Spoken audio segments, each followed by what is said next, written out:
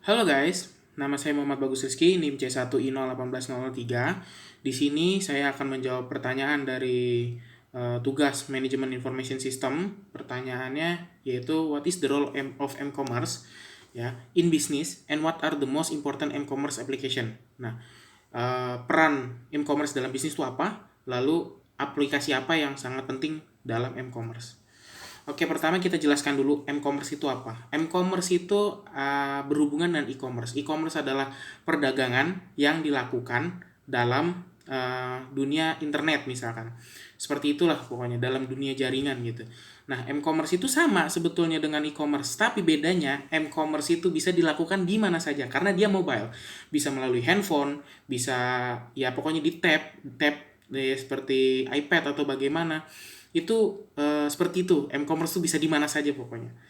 Oke, ini dijelaskan. M-commerce itu hadir untuk layanan yang kritis terhadap waktu, yang menarik bagi orang-orang yang bergerak atau yang menyelesaikan tugas lebih efisien daripada metode lain. Ada 3 poin di sini. Yang pertama, dia berkaitan dengan waktu. Yang kedua, dia menarik. Yang ketiga, dia efisien dalam menyelesaikan sesuatu. Kita ambil contoh example-nya dari KAI. KAI ini sangat e-commerce sekali. Kenapa? Dia itu adalah layanan transportasi yang pemesanannya itu bisa melalui online, beli tiketnya online, ya kan, pembayarannya pun bisa pakai m-banking, ya kan, dia bisa kemana saja, bergerak kemana saja bisa. Orang-orang tuh jadi fleksibel, nggak harus ke ATM, nggak harus ke stasiun, lalu lebih efisien. Ya tadi saya bilang dia nggak perlu ke stasiun, itu sangat efisien. KAI aplikasinya itu sangat-sangat m-commerce menurut saya. Harus ditambahkan juga bahwasannya kita menggunakan m-banking. Itu sangat m-commerce sekali. Oke, ada layanan dan aplikasi yang berbasis lokasi. Ya kan? Nah, layanan aplikasi berbasis lokasi ini sudah banyak banget. Kita kasih contoh di Gojek. Gojek itu bisa pick up-nya itu kan harus menggunakan apa namanya? Harus menggunakan lokasinya kita di mana, terus nganternya kemana, ya kan? Pick up makanan bisa, pick up barang, nganter barang, apa segala macam bisa ada di Gojek. Lalu selanjutnya ada micet. Nah, micet ini juga sebuah aplikasi yang berbasis lokasi. Dia bisa melihat beberapa orang yang menggunakan micet dalam satu lokasi, dalam daerah-daerah tertentu. Misalkan dari 100 meter di dekat kita ada orang namanya Mbak ini, ada 100 orang namanya 100 meter di dekat kita ada namanya Mas ini. Nah, micet itu mungkin kebanyakan orang mikirnya negatif karena ya penggunaannya negatif. Kalau penggunaannya untuk positif hanya untuk berkenalan, mana tahu dia bisa jadi rekan bisnis kita, ya itu akan positif juga. Kembali lagi kepada kitanya mau menggunakan aplikasi tersebut mau dipakai positif atau buat negatif. Di situ menurut saya di micet bisa saja terjadi transaksi tergantung kita menggunakannya untuk apa gitu.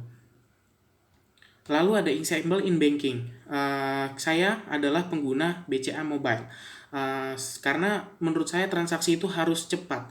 Dimana kita tuh nggak bisa dikit-dikit harus ke ATM. Saya bingung kalau harus ke KTM tuh bingung. Saya harus dikit-dikit ke ATM, harus dikit-dikit ke ATM tuh susah kayaknya. Di sini ada contoh layanan BCA Mobile saya. Di situ ada eh, layanan transfer dan ada layanan m-commerce. M-commerce itu ada voucher isi ulang dan PLN prabayar. Ini sangat-sangat membantu saya. Saya adalah anak kos yang menggunakan token listrik. Jadi ketika token listrik saya habis, jeprek mati, otomatis kita butuh waktu yang harus cepat gimana caranya dihidupin lagi. Nah, kita tinggal masukkan tokennya langsung hidup lagi. Termasuk transfer rekening. Mungkin ada beberapa saya menggunakan misalkan saya dapat order bis pariwisata, saya adalah pemilik dari salah satu perusahaan bis pariwisata. Saya biasanya mendapatkan order malam hari, misalkan jam 12 malam, jam 1 pagi itu orang-orang telepon saya, "Pak, tolong kirim." Ya, saya butuh uangnya. Saya nanti kasih uang jalan ke supir tuh dengan cara apa? Saya transfer. Itu sangat memudahkan sekali lah. M-commerce banget kalau BCA Mobile. Oke, selanjutnya ada contoh di games and entertainment. Ini adalah games dan namanya Point Blank. Di dalamnya itu ada namanya cash. Cash ini mungkin virtual money-nya untuk si game.